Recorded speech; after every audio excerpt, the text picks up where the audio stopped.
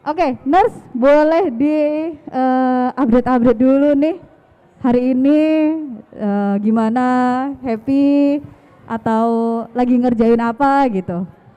Ya, tes, tes. Oke, selamat sore. Assalamualaikum warahmatullahi wabarakatuh. Waalaikumsalam warahmatullahi wabarakatuh. Terima kasih buat teman-teman yang sudah hadir di acara yang luar biasa ini dan tentunya juga terima kasih buat tamu Saka dan Mizan dan mengundang saya buat nyeritain mengenai tubuh kita.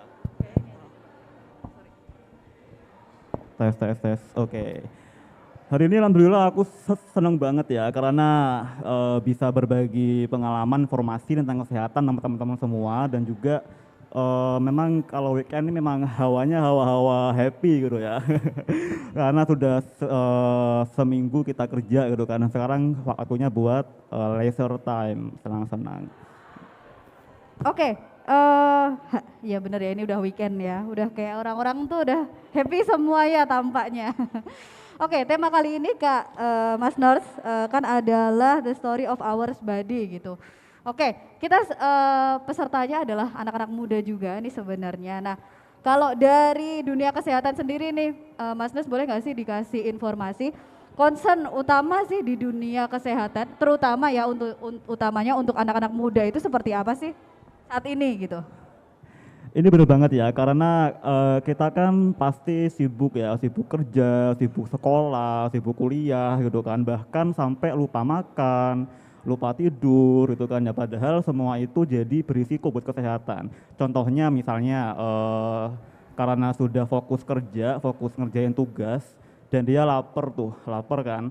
Nah tapi kalau nanggung belum selesai nih gitu kan ya, nanggung dia akhirnya milih buat lanjut nugas, jadi nggak makan. Nah ini salah satu kebiasaan buruk orang-orang di zaman sekarang ya.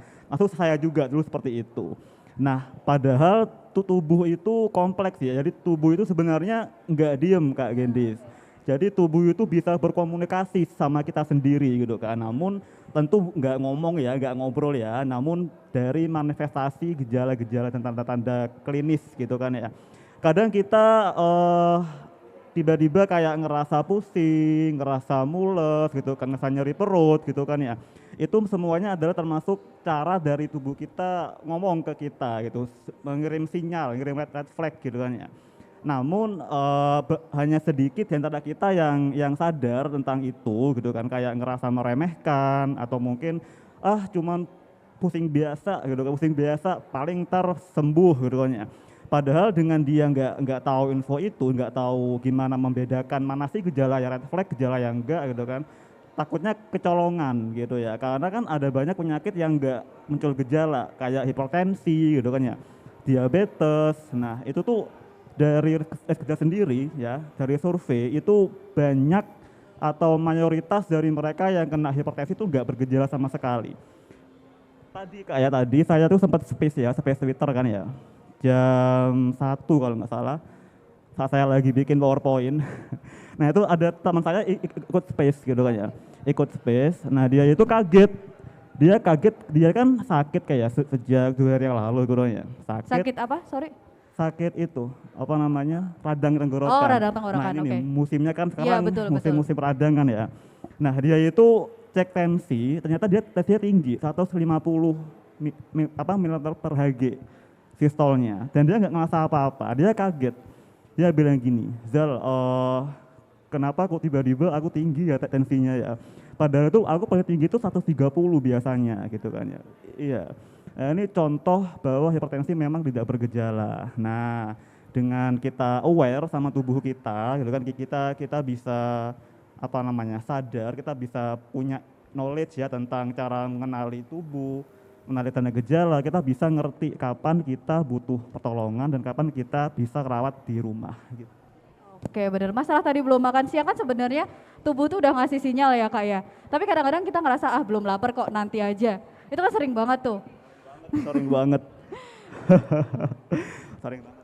Terus kan anak muda memang sering men-skip kayak gitu ya. Udahlah nanti aja makan siangnya gitu. Tapi sebenarnya apa sih respon tubuh itu yang dia mau sampaikan tuh seperti apa? Walaupun sebenarnya kita udah ngerti tapi kayak nggak ngeh gitu. Misal nih, kalau kita lapar ya pasti kan ada hormon ya di tubuh kan ya, namanya hormon grelin sama hormon leptin. Nah, dua hormon ini bertugas buat ngeordinasi rasa lapar, rasa kenyang gitu kan ya. Pada orang yang irama sirkadiannya bagus ya, dia tuh lancar ya, teratur gitu kan. Itu tiap hari pasti sama jadwal jadwal laparnya, kapan dia lapar, kapan dia kenyang gitu kan ya. Nah, orang kalau pola makannya teratur ya, dia itu bisa apa namanya? Oh, ya enak aja ya, ya nyaman aja badannya gitu kan. Tapi kalau dia nggak teratur, misalnya suka skip makan, skip sarapan gitu kan ya, atau mungkin ketika sudah lapar dia ya skip aja gitu kan, telat-telat makan gitu kan. Nah itu dampaknya luar biasa Kak Gendis. Jadi ada penelitian tuh yang bilang kalau skip sarapan, skip makan itu bisa meningkatkan risiko diabetes, risiko penyakit jantung gitu kan. Jadi memang sangat krusial banget pola makan. Nah, kadang gini Kak Gendis, jadi teman-teman itu kadang mikirnya kalau ngomongin diet berarti kan kayak upaya bikin badan kurus gitu kan ya, atau mungkin apa namanya terkait menu makan yang low carb gitu kan, atau atau mungkin dikurangin porsinya. ya padahal kalau ngomongin diet itu luas sekali. Yang namanya pola makan itu ngebahas soal apa? Soal apa namanya kombinasi, soal variasi, Ya. soal porsi, dan frekuensi makan dalam sehari. Jadi ada empat hal ini yang kita atur. Jadi kalau empat hal ini nggak teratur makannya, misalnya masalah porsi nih gitu kan ya. Kadang kalau orang yang suka skip sarapan atau skip makan gitu ya, nanti ketika sudah lapar banget dia ada kecenderungan buat balas dendam gitu kan ya. Jadi makannya itu yang biasanya cuma setengah porsi jadi dibanyakin gitu. Dan memang otak ini ribet ya. Dia itu kalau sudah mengalami apa ya? Lapar banget gitu kan ya. Itu kecenderungannya itu malah milih yang semuanya karbo gitu loh. Oh, oke. Jadi ntar makannya misalnya nasi sepiring penuh, lalu ada kentang, ada jagung, ada apa gitu kan ya. Nah itu bikin gula darah jadi Naik cepat. naik, jadi fluktuatif. Kalau itu dibiasakan lama-lama bisa berisiko diabetes. Nah itu baru ngomongin porsi ya, kita belum ngomongin variasi, kombinasi, frekuensi, ntar lama kalau kita bahas itu. Sampai jam 7 nanti kita ya. Oke, kalau tadi kita udah ngomongin anak muda juga gitu ya, Nurse ya. Kalau untuk ada perbedaan gitu anak muda zaman sekarang sama anak muda yang dulu gitu. Kalau sekarang kan kayaknya jompo-jompo gitu, anak muda remaja jompo gitu. Jompo gitu ya. Ya, Atau dikit-dikit. sering pada ngomongnya itu depan kasih apa namanya? Skincare, yang belakang udah pakai yang care-care yang lain itu. Pakai koyo gitu ya. Ya, pakai koyo, pakai yang gitu. Nah, apa sih Nurse yang bisa dilihat gitu perbedaan yang terlihat gitu antara anak muda sekarang sama anak muda sebelumnya gitu? Ya, teman-teman pernah gak sih nanya orang tua kalian gitu kan ya? Pernah gak orang tua kalian tuh cerita saat masa kecil mereka kalau mereka itu sering pas sekolah jalan kaki gitu? Sering gak? Nah dia jalan-jalan kaki gitu kan, jauh, terus lewat sawah gitu kan, lewat mana gitu ya. Kayak zaman dulu itu lebih banyak bergerak orang-orang gitu. Jadi kalau zaman sekarang ini trennya tren sedenter ya, hidup sedenter atau gaya hidup kurang gerak. Nah itu yang paling menonjol sih Kak Gendis. Jadi perbedaannya di situ. Kalau zaman dulu orang itu lebih cenderung bergerak. Kalau zaman sekarang karena termanjakan teknologi gitu ya, apalagi sosial media gitu, pasti banyak dari kita yang lebih milih buat rebahan all day gitu, atau mungkin sitting, duduk-duduk gitu kan sambil nonton, padahal di kerja, di sekolah sudah duduk ya, tapi di rumah masih duduk aja gitu kan, duduk misalnya nontonin series atau nontonin drakor gitu kan ya. Semua ini itu berbahaya karena kenapa? Karena ada kaitannya sama sistem kardiovaskular nantinya gitu. Nah itu perbedaan yang paling menonjol sih. Terus karena di zaman sekarang itu banyak cahaya artifisial, jadi lebih terang ya dibanding zaman dulu. Padahal kan cahaya kan sebagai salah satu faktor eksternal terbesar dari irama sirkadian gitu kan ya. Dan karena dulu itu apa namanya lebih minim cahaya, jadinya apa namanya orang itu cenderung lebih banyak yang tidur di dalam keadaan gelap. Oh iya. Kalau sekarang teman-teman sini kira-kira siapa nih yang bisa tidur di lampu gelap coba? Angkat tangan. Yang Tidur tidur dalam di lampu gelap, tidur dalam gelap. Yang bisa. yang bisa tidur dalam lampu gelap. Oh, Angkat masih tangan. banyak. Oh banyak ya, Banyak. banyak. Itu dipertahankan. Karena kadang saya juga sering dapat nih mention atau DM ya dari teman-teman di Twitter kan, kalau mereka itu susah buat tidur di lampu gelap gitu kan ya. Bisanya tidur di lampu terang. Padahal kalau kita ngomongin circadian itu kan kerjanya otak ya, hipotalamus ya. Jadi ada namanya itu suprasial SCN. Nah, dia ini koordinator di otak yang buat ngontrol filament circadian itu butuh cahaya. Jadi kalau cahayanya sedikit, dia itu jadi apa ya? Jadi regulasinya jadi berantakan gitu kan. Dan itu bakal ngaruh ke tubuh kita gitu. Oke, jadi sebisa mungkin yang udah biasa tidur dengan lampu redup atau gelap gitu harus dipertahankan ya Kak ya. Oke, ya gerah ya. Mau tisu?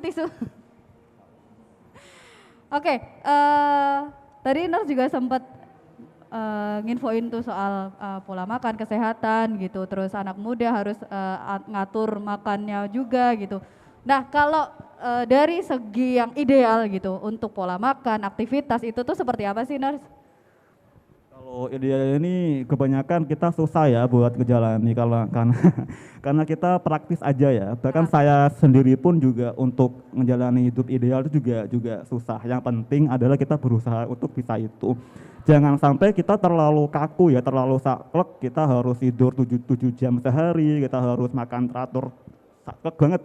Jamnya Ya, sama jamnya gitu sama kan. Ya, terus-terusan gitu ya. terus-terusan. Nah, itu kita bakal stres nantinya gitu kan ya. Yang penting kita berusaha aja. Bahkan kalau kita kan dianjurkan makan kan sama tiap hari kan jamnya kan. Ya, Misalnya kita sarapan jam 8 nih, besok juga jam 8 juga. Tapi jangan sampai seperti itu, bisa aja mundur atau maju 1 jam lah paling banyak gitu kan, toleransi seperti itu.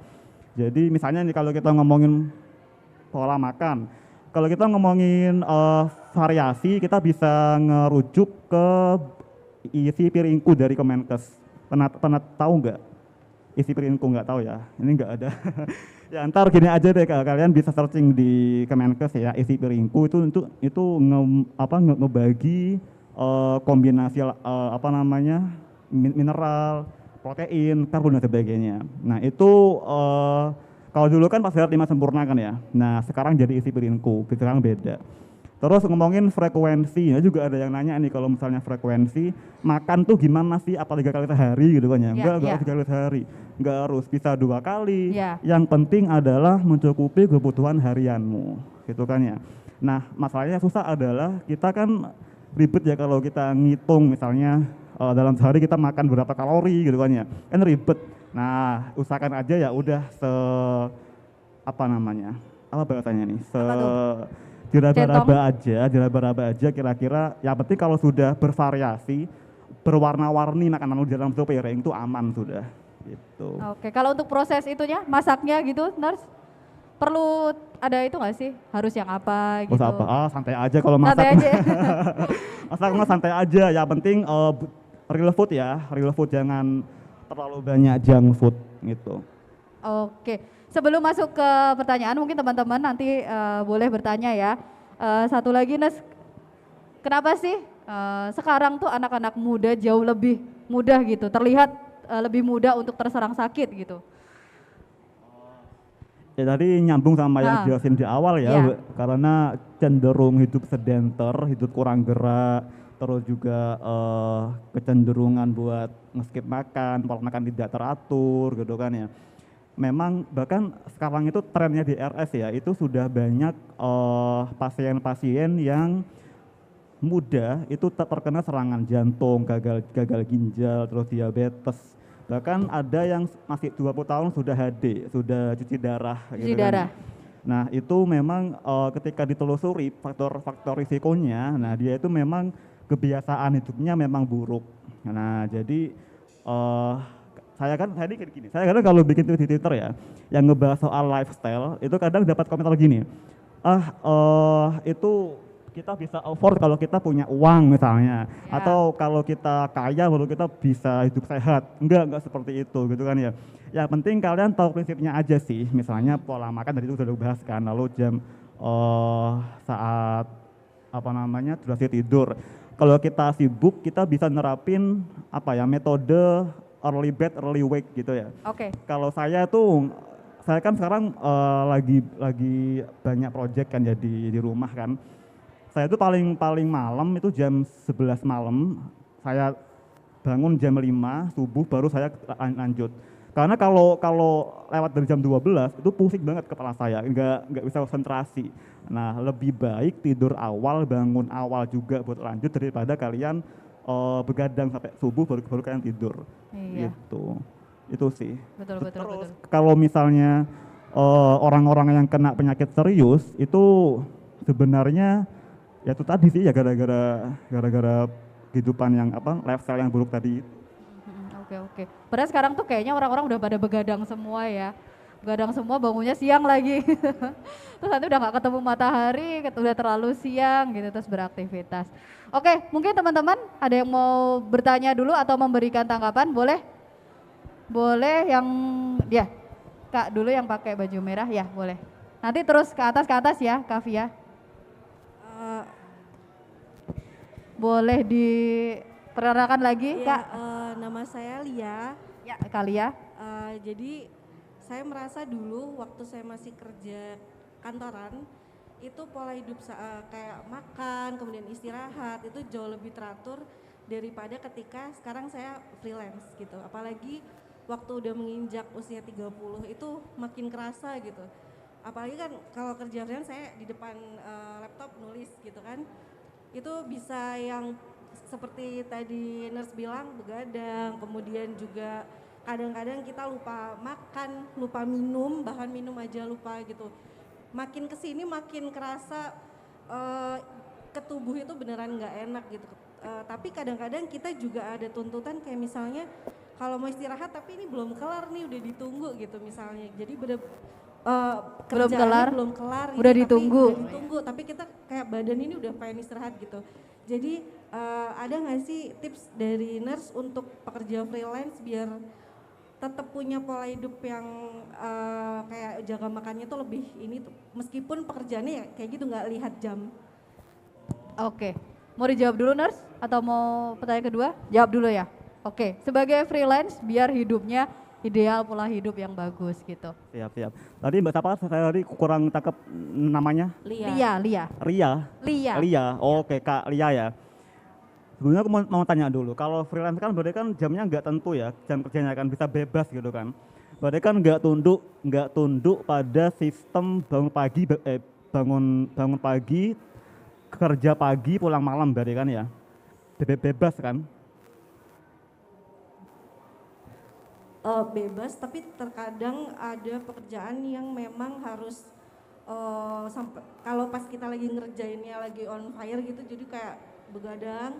Dan karena saya ibu rumah tangga juga kan, jadi siang pun juga harus bangun gitu, nggak bisa yang istirahat gitu. Jadi jadi saya sementara ini membagi waktunya tuh biasanya sehari yang siang itu untuk ngurusin rumah atau domestik, baru nanti kalau malam ketika semua orang udah istirahat, saya mengerjakan pekerjaan freelance gitu. Jadi kadang-kadang memang suka sampai larut malam banget gitu.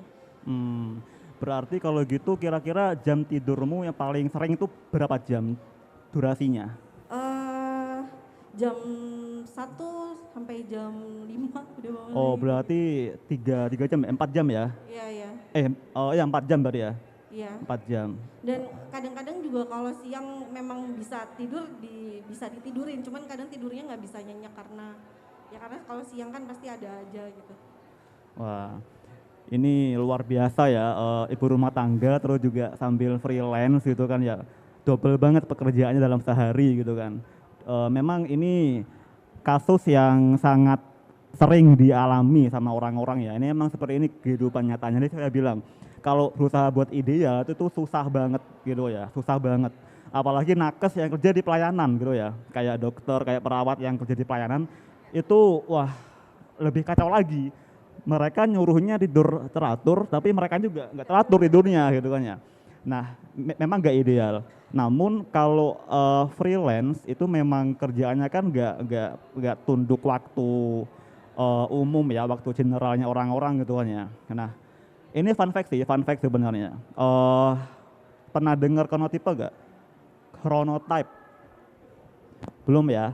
Itu tipe tidurnya kita. Jadi ada yang night owl, orang yang lebih aktif, lebih seger di malam Di hari. malam hari. Ada yang morning lark, orang yang aktifnya tuh di siang hari. Nah, kita kebanyakan memang tipe yang morning lark gitu ya, morning lark. Namun juga ada yang tipenya night owl gitu ya. Mereka mau dipaksa gimana pun mereka tetap lebih seger saat malam hari. Yang menjadi masalah adalah ketika night owl ini dia itu tunduk pada sistem yang harus kerja pagi terus pulang malam. Nah, mereka jadi mau gak mau ya sudah malamnya nggak tidur, paginya masih harus kerja, sehingga cenderung lebih sedikit waktu tidurnya, gitu kan. Nah, kalau night owl yang nggak tunduk pada waktu itu kayak freelance misalnya ya, boleh-boleh aja sebenarnya mau jadiin night owl gitu kan, karena kan pasti kamu saat pagi kan tidur tuh. Nah itu nggak apa-apa sebenarnya, karena kan yang penting adalah teraturnya aja, teraturnya gitu ya. Karena kan kenapa night owl tuh kebanyakan buruk karena itu tadi mereka terjebak pada sistem itu sehingga mereka jadi nggak teratur tidurnya. Namun kalau bebas, kamu kan bebas nih, kamu kan bisa ngatur waktu sesuka kamu kan gitu kan. Nah itu kamu bisa lebih fleksibel ngatur waktu kapan kamu tidur dan kapan kamu bekerja sesuai sama yang kamu alami. Tapi kau kan bilang kalau kamu saat malam kan nggak konsen ya. Oh lebih konsen kalau malam.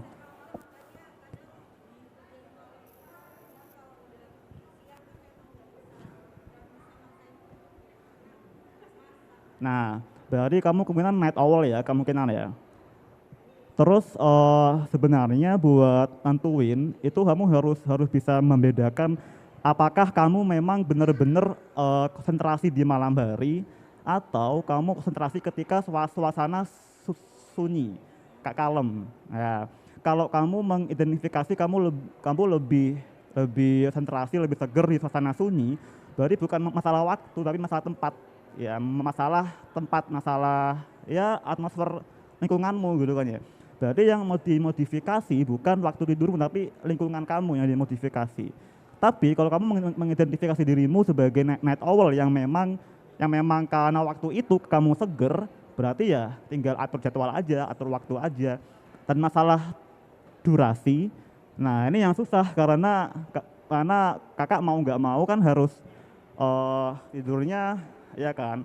Nah itu nggak masalah, boleh-boleh aja gitu kan. Berarti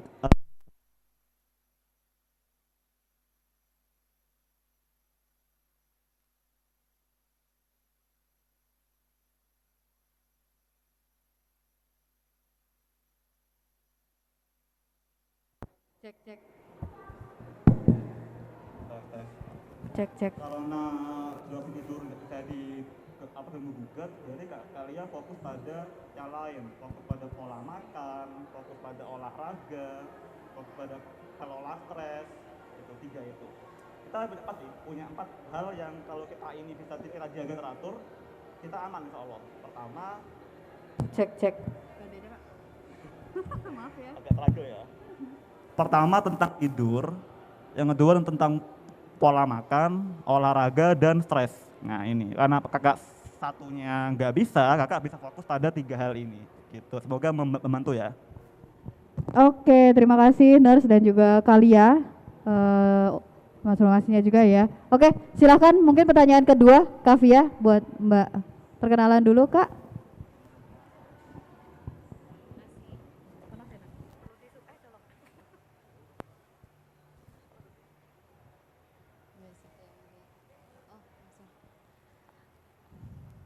Halo Kak, aku mau tanya soal beberapa hal nih. Jadi kayak tadi Kak Rizal udah bilang bahwa ada masalah siklus yang terjadi di hampir setiap orang di masa pandemi ini gitu ya. Yang kerjanya cuma duduk doang, terus sedikit geraknya, makanannya kalau makan tuh dirapel yang harusnya 3 atau 2 jadi mungkin cuma sekali dalam sehari dan akhirnya jadi kebanyakan karbo. Aku tuh tipe night owl Kak, jadi susah untuk tidur di bawah jam 12 malam.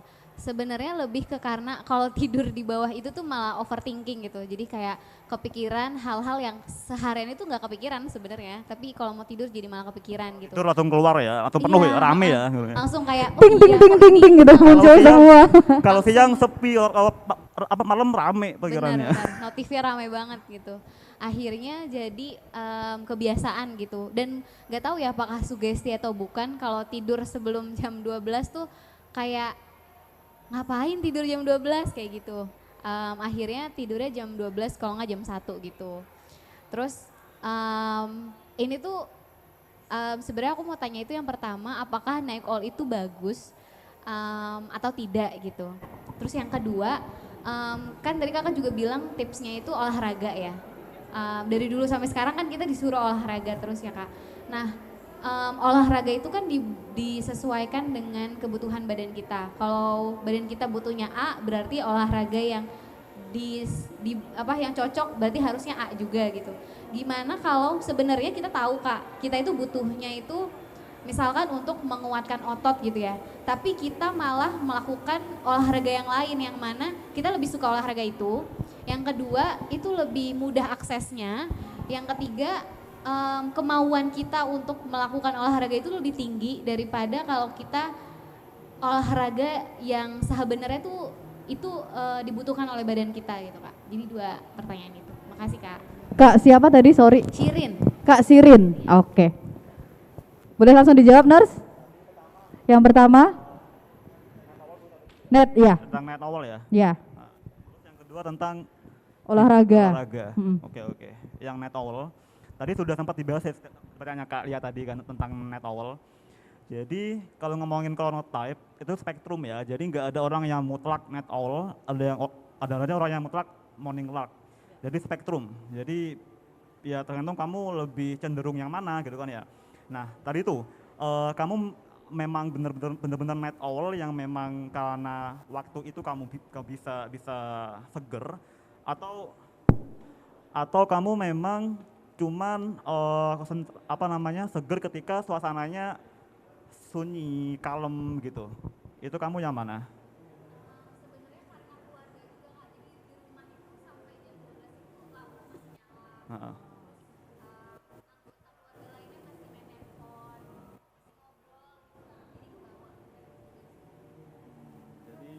Tentang lingkungan berarti ya. Nah, tadi seperti yang aku bilang tadi, kalau night owl itu karena yang bikin dia itu nggak bagus karena dia nggak teratur jam tidurnya. Karena kebanyakan orang yang night owl itu mereka itu terkungkung pada sistem, mereka harus bangun pagi untuk kuliah, kerja maupun sekolah, terus juga pulang kerja juga sore atau malam gitu kan. Nah, hal seperti ini yang bakal mengurangi durasi tidur. Tapi kalau kamu hidupnya lebih fleksibel, kamu bisa ngikut cara yang aku omongin ke Kak Lia tadi gitu ya. Namun karena kamu lebih kompleks ya, karena mungkin dari keluarga kamu itu Baru masih beraktivitas gitu ya iya, di malam hari. masih nyala lampunya gitu kan. Kamu bisa berembuk nih sama keluarga, berembuk gitu kan ya. Kebutuhanmu itu apa gitu kan. Kalau misalnya kamu jelasin aja ke keluargamu kalau misalnya boleh nggak kalau jam sekian lampu mana gitu ya kamu Dimatikan. iya biar redup gitu ya. Terutama mungkin lampu yang berhubungan sama kamar kamu sehingga kamu bisa mulai siap-siap buat tidur di misalnya jam 11 gitu kan, sudah kamu redupin. Tapi kalau masalahmu di overthinking, nah ini yang sangat tricky ya buat ngatasin kalau overthinking gitu kan, karena memang saya sendiri juga seperti itu gitu ya. Kadang pas siang hari itu nggak mikir apapun, tapi ketika malam itu langsung rame, kayak misalnya tadi di kerjaan aku salah nggak ya, atau mungkin tadi sama teman kira-kira ada salah omongan nggak ya, itu kan rame tuh. Nah tadi aku juga mempraktekkan mindfulness juga sama kayak Mas Aji yang sebelum saya gitu kan ya. ketika aku nyoba ngubah mindset, aku menempatkan diriku saat ini eh, apa ya namanya ya, present gitu kan ya, Fulfill gitu ya. menghadirkan sisi ini gitu kan ya. Nah, misalnya saat ini nih, aku kan saat ini duduk lagi ngobrol sama kamu gitu kan ya. Saat ini fokusku ke kamu, jadi itu bakal nggak apa namanya, bakal nggak ngasih lewat pikiran-pikiran yang bakal rame gitu loh. Contoh, kalau kamu buat tidur, saya gini, saat ini saya sedang rebahan di kasur, apa? Oh gitu, oke oke. Misalnya saat ini saya lagi di kasur nih, rebahan gitu kan ya. Saya harus tidur. Nah, ketika mulai muncul pikiran-pikiran yang bikin kamu overthinking, kamu apa namanya ya? Kamu alihkan ke saat ini kamu ngapain gitu. Paham nggak maksudku? Nah, ini nggak bisa instan. Kamu nggak bakal bisa langsung bisa. Ini perlu dilatih. Saya ini butuh waktu sekitar 2 bulan baru saya bisa apa namanya? lebih lah buat Iya. nerapin mindfulness gitu kan ya. Memang nggak akan instan, tapi coba aja dulu dilatih. Berusaha buat be present, berusaha buat hadir di setiap, ya kamu saat ini ngapain gitu ya. Misalnya kayak makan nih, makan kan. Kadang kan orang kan makan kan sambil nge-scroll HP atau sambil nonton Nonton film, YouTube gitu. YouTube atau ke Netflixan gitu kan ya. Nah ini juga termasuk hal yang keliru karena makannya jadi terdistraksi gitu kan ya. Jadi kalau kamu mau berlatih mindfulness ya kamu harus fokus pada makan, fokus pada apa yang kamu makan, fokus pada apa yang kamu kunyah, gimana tekstur makanan kamu, gimana saat rasanya masuk ke lambung, gimana nikmatnya makanan kamu gitu kan ya. Nah itu bisa lama-lama kalau kamu terlatih, kamu bisa mengendalikan overthinking kamu. Dan alhamdulillah aku apa namanya jarang banget overthinking kecuali habis nonton film horor. Oh. Jadi kalau itu misalkan horor overthinking. overthinking, nah pasti semua sama kan ya. Nah itu kan hal-hal yang kurang apa nggak bakal terjadi setiap hari kan. Jadi ya wajar aja kalau cemas habis nonton horor gitu kan ya. Namun untuk daily life diusahakan seperti itu, be present itu. Semoga menjawab ya yang pertama. Ya. Ya, tentang olahraga sebenarnya badan tuh butuhnya olahraga yang seperti ini, tapi kita lebih senang nih olahraga yang berbeda gitu. Yang penting adalah konsistensi. Konsistensi kamu olahraga. Kalau kamu senang olahraga A misalnya, kamu mampunya olahraga A dengan semua resource yang kamu punya gitu ya, sumber daya diri kamu sendiri atau sumber daya luar kayak misalnya gym tadi kan. Oh gymnya jauh banget misalnya, aku wegah, aku mager kalau kalau harus ke gym tiap hari kalau jauh banget, sehingga kalau kamu maksa nge-gym di sana bisa aja kamu nanti burn out, capek, Ya, capek sendiri. motivasi, akhirnya berhenti mutung. Saya ini suka pernah gym 2 bulan, coba seminggu aku istirahat gitu kan, setahun nggak gym lagi. Nah hal seperti itu yang bakal mempengaruhi kamu, mempengaruhi konsistensi kamu. Jadi bebas kamu bisanya apa, kamu mampunya apa sesuai sama resource kamu. Nah kalau tentang apa ya, tentang availability kamu ya, tentang gimana kamu bisa mempertahankan konsistensi. Tapi kalau kebutuhan itu ya harus ideal, kamu mau nggak mau ya kalau emang kamu inginnya misalnya turun BB sekian dalam sebulan ya harus ikut program itu gitu kan. Program BB kamu pasti capek, tiring ya untuk baru pertama kali.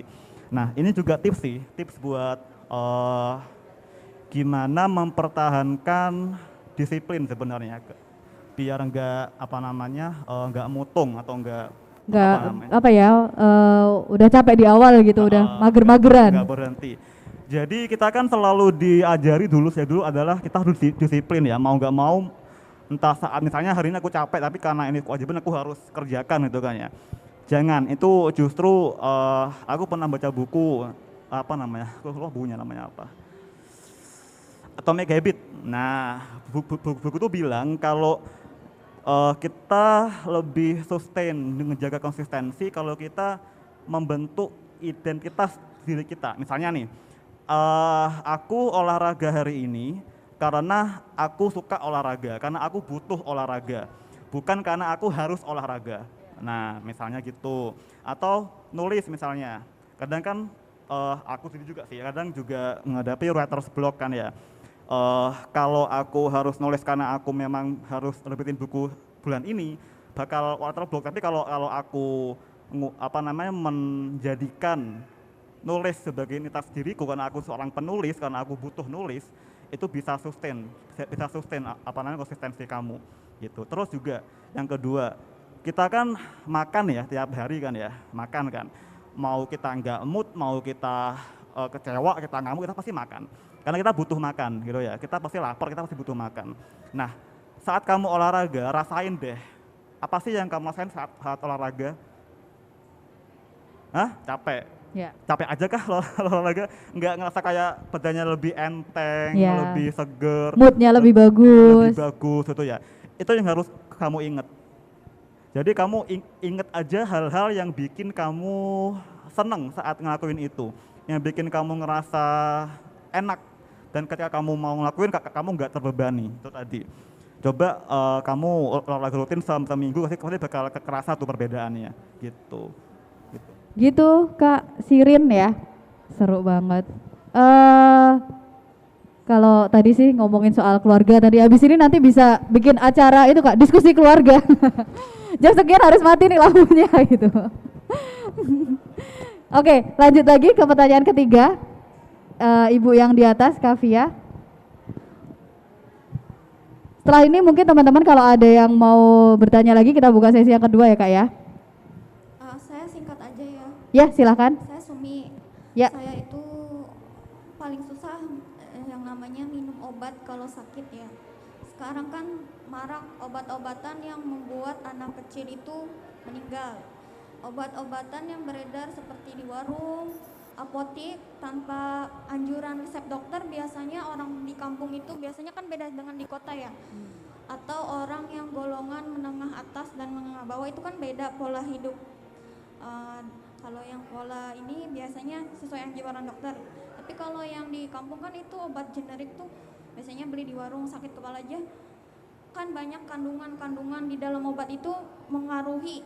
Misalnya si B atau si A si A atau si B punya penyakit yang namanya hati. Nah, di dalam kandungan obat warung itu kan fungsi hati sangat rentan ya, di misalnya komplikasi ya, penyakitnya komplikasi ya, kebanyakan sekarang itu komplikasi ya. Kebanyakan tetangga saya itu meninggal karena komplikasi. Dari hati kebanyakan ginjal ya, ginjal ke jantung. Akibat pola makan juga sama obat-obatan yang dikonsumsi. Pertanyaan saya, apakah pengaruh terhadap konsumen tidak teliti atau ketelitian konsumen dalam mengkonsumsi obat-obatan bagi dirinya sendiri? Itu yang pertama.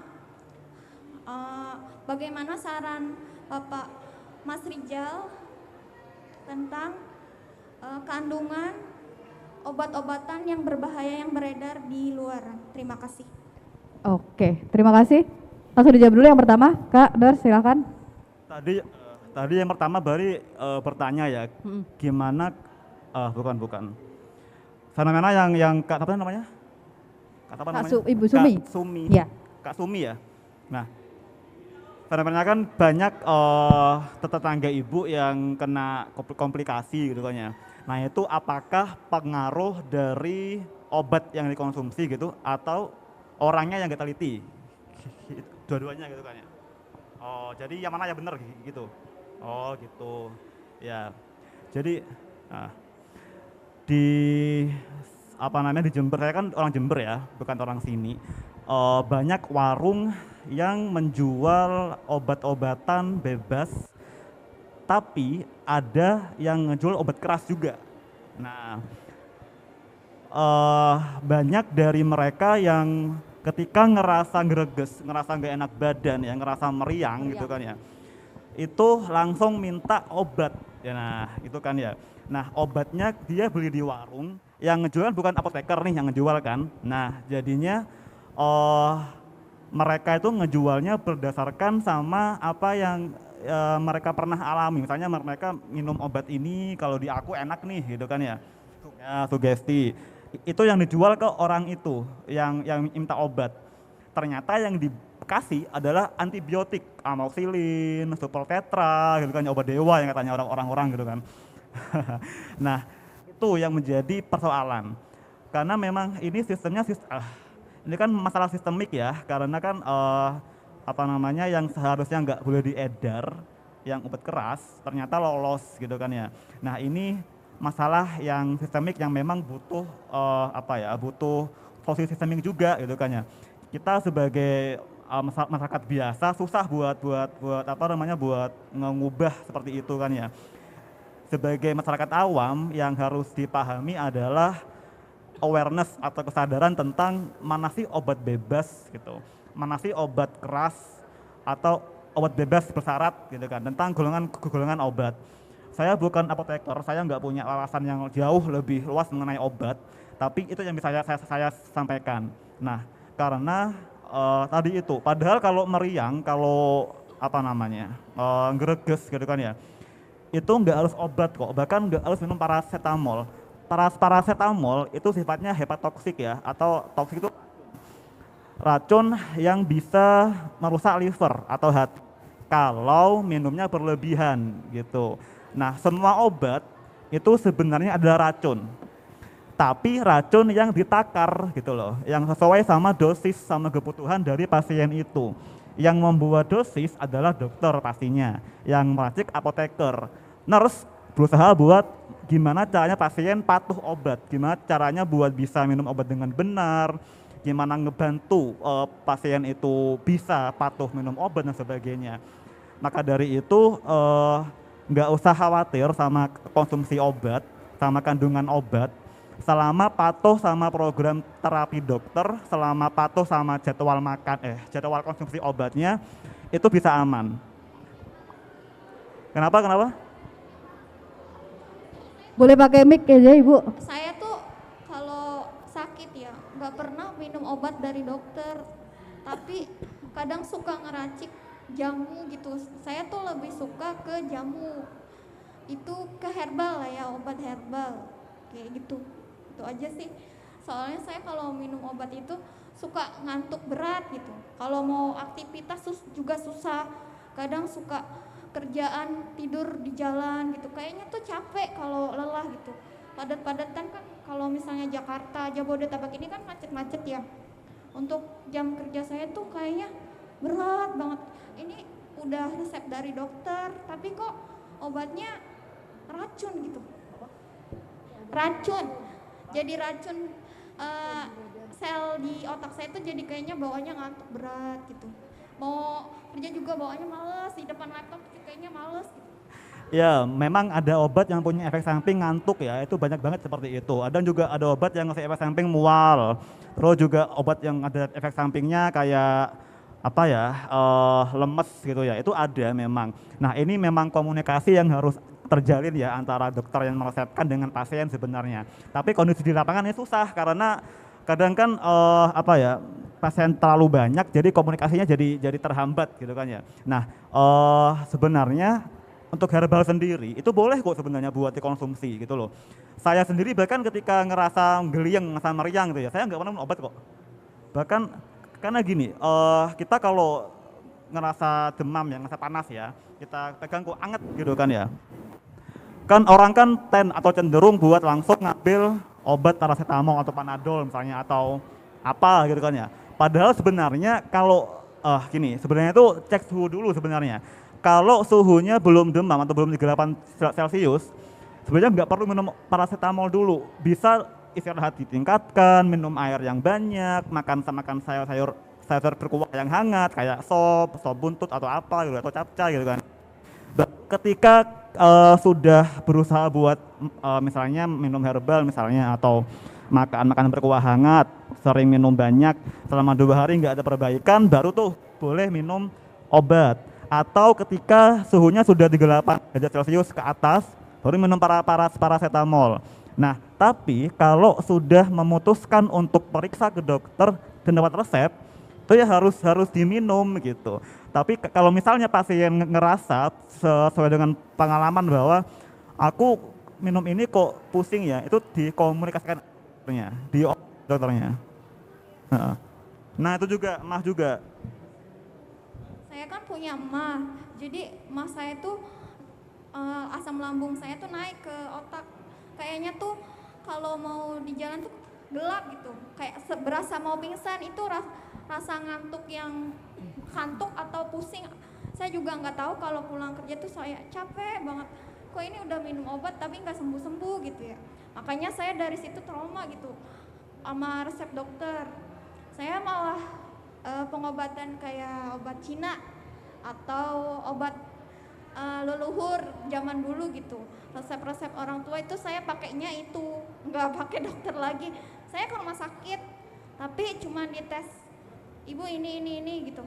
Oh iya gitu aja. Saya ikut aja, tapi obatnya nggak pernah saya minum, tapi saya sembuh dengan obat yang herbal gitu. Terima kasih. Nah itu bisa diobrolin ke dokternya, karena memang kita kan unik ya, tubuh maksudnya kan beda-beda. Kurang deket. Ya, tubuh kita kan beda-beda ya, tiap-tiap individu unik. Jadi meskipun secara teori ini misalnya kalau sakit ini obatnya gitu kan ya, tapi tiap orang tuh beda respon gitu ya. Nah itu yang perlu kita omongin ke dokter. Dok, saya kalau minum obat ini bakal kayak gini nih, saya kenapa? Obatnya dari dokter yang di apotek itu nggak pernah saya minum. Iya, jadinya ketika kakak Saya minumnya obat dari Shinsei, kalau Cina gitu. Ah. Itu malah lebih manjur daripada dokter. Nah itu yang perlu kakak omongin ke dokternya gitu. Jadi dokternya bisa tahu kalau misalnya si pasien nambah obat herbal, dokter bakal mikir nih, aku perlu nggak yang resepin obat ini gitu loh. Jadi nanti bisa dicarikan alternatif obat lain yang betul. bisa kakak minum. Ya. Karena kalau kalau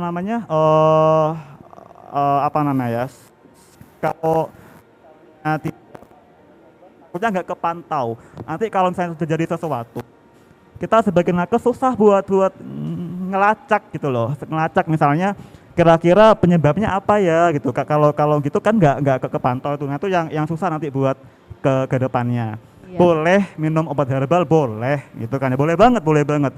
Tapi sebisa mungkin dikomunikasikan gitu biar bisa ada komunikasi dan jelas pemantauan progresnya gitu. Iya, betul. Jadi memang kuncinya adalah dikomunikasikan dulu ke dokternya ya, jadi nanti bisa disesuaikan untuk resepnya yang cocok untuk badannya gitu. Oke. Yang kedua tadi, apakah kandungan yang ada di obat itu karena dikonsumsi itu harus teliti atau memang udah boleh diminum aja untuk konsumennya gitu? Apakah harus teliti gitu ya Bu? Yang pertanyaan kedua ya.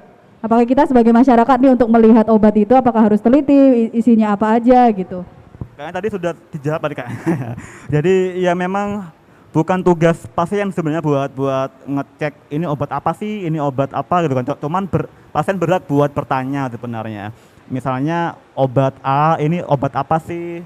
Ini hujan ya? Hujan ya, betul. Obat A ini fungsinya buat apa, efek sampingnya apa, itu pasien berhak buat tahu. Nah pasien boleh bertanya.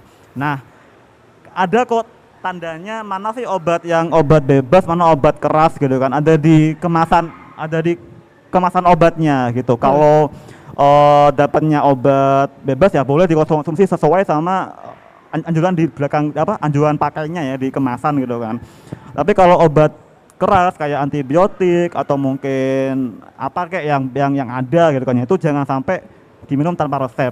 Ini nih kayak F-Get nih yang biasanya diminum ketika radang gitu kan ya. Nah itu kan nggak boleh sebenarnya karena itu antibiotik sebenarnya. Nah tapi banyak orang yang terlanjur ngerasa manjur kalau minum F-Get gitu ya. Nah ini yang masalah karena ya tadi itu sistemik tadi, karena nggak tahu, terus juga ya itu tadi karena nggak tahu jadinya diminum. Nah itu tadi harus meningkat informasi aja. Ya, oke. Gitu ya Ibu ya. Oke. Mungkin teman-teman masih ada yang mau bertanya lagi? Mungkin 1 atau 2 pertanyaan lagi boleh? Ya, silakan Kak. Ya. Nah Rizal, aku mau nanya. Jadi aku punya darah rendah itu keturunan. Nah penasaran kenapa setiap workout itu pasti migrain. Setiap workout itu dia pasti migrain karena Setelah workout punya pasti migrain. Itu kenapa? Apa faktor dari darah rendah atau gimana? jadi dia punya darah rendah, faktor dari keturunan. Nah, ketika workout itu dia suka migrain ya Kak ya, sakit kepala. Kamu terakhir berapa tensinya? Terakhir yang diingat berapa Kak tensinya? Tensinya berapa terakhir? Kita udah kayak konsultasi, udah kayak penyuluhan di puskesmas ini. Luar biasa. Keren, keren, keren. Rendah berarti ya. Udah nggak ingat ya? Sekitar 90 kah? 90 per atau 100 90-an ya. Nah, gini, darah rendah memang workoutnya lain ya dibanding sama workoutnya orang yang sehat, yang normal gitu kan ya. Karena gini, orang yang darah rendah itu cenderung sensitif pada perubahan posisi. Misalnya nih, kayak sit up nih dari rebahan ke duduk, kan perubahan posisi kan, pasti kamu migrain. Atau mungkin Geliang gitu ya? Hah? Geliang apa sih istilahnya? Geliang, apa Geliran geliang gitu. sebenarnya? Ya berkunang-kunang lah gitu kan ya, pusing. Ya. Terus juga olahraga yang intensitasnya tinggi, kayak misalnya intensitas tinggi, intensitas tinggi. Jadi Intensitas tinggi. Iya ya, betul ya. misalnya apa ya? Kan kamu kalau di YouTube ya, misalnya tips workout apa gitu kan, pasti kamu dapatnya yang HIIT, tahu HIIT? Nah, itu kan tinggi tuh. Itu nggak cocok buat orang janda, nggak cocok. Nah, jadi usahakan menghindari olahraga yang banyak perubahan posisi mendadak, itu ya. Jadi gimana? Hah? Kayak apa maksudnya? Misalnya yoga atau mungkin peregangan atau Ya. mungkin misalnya atau peregangan atau mungkin ya kayak apa nih namanya? Squat misalnya pelan-pelan gitu kan ya. Cariin sit up berarti. Pokoknya hindari yang berubah posisi drastis gitulah intinya gitu. Yang kedua, usahakan olahraganya itu pilih yang intensitas rendah. Nah, gitu ya. Jangan yang tinggi ataupun sedang. Caranya gimana? Caranya diukur nadi kamu gitu. Caranya gini, rumusnya adalah 220 dikurangi usia kamu. Wah, kamu bingung ah? 220 dikurangi. Di sini ada.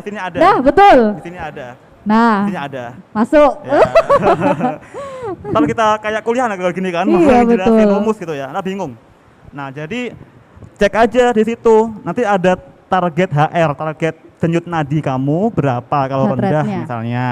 Nah itu diukur tiap kali olahraga, diukur nadinya, pakai jam berapa menit. Ya, heartbeat atau heart rate ya. Iya heart rate gitu.